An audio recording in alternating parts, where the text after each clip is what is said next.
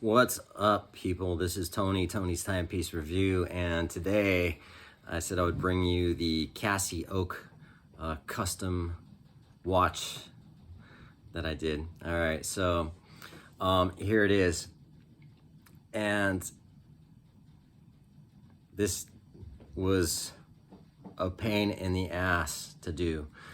It took me 8 hours, and I've had this watch apart more times than I think I've had any other watch I've ever worked on apart, constantly pulling it apart.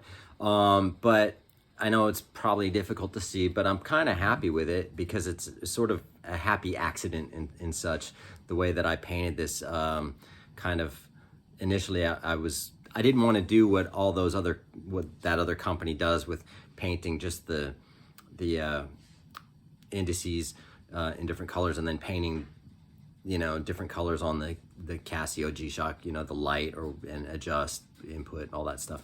So what I did was I did more of a sort of a brush stroke art to it. I put stones on the hour markers, which was a nightmare because I put them on. I mean, they're really fine, and plus, what was happening was the hand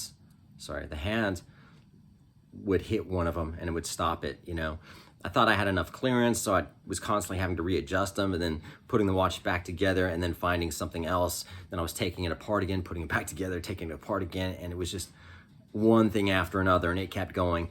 And so finally got to the point where the watch stopped working.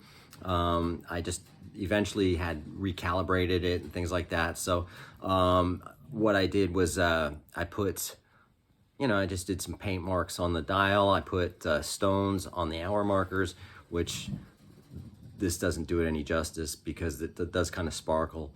And then I did brush stroke art, sort of, I want to say Van Gogh, but that kind of style, like the Starry Night type thing. I just wanted something cool.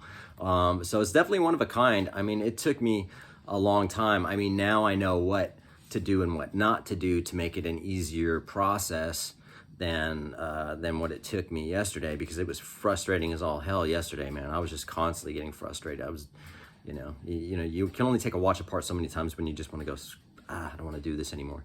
So in the meantime, I have ordered another one.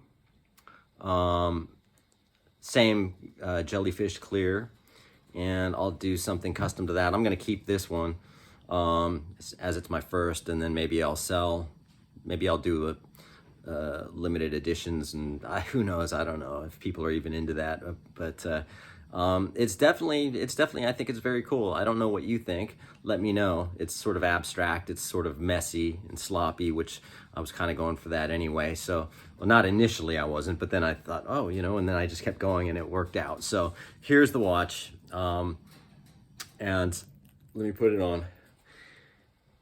And I was really having trouble with the time wasn't matching up, and I was actually going on YouTube finding out why this thing wasn't working properly, and I couldn't find out too much. But anyway, it looks pretty cool, I guess. Not bad for a first try. But let me know what you think in the comments. Just trying to be a little bit artistic and doing something. I had just some downtime yesterday. I didn't expect to work on this as long as I did, because I started at about 2 in the afternoon, and by the time I'd gotten everything to where it was actually working again, it was 11 o'clock last night, and it was frustrating. But anyway, so I'll keep this one,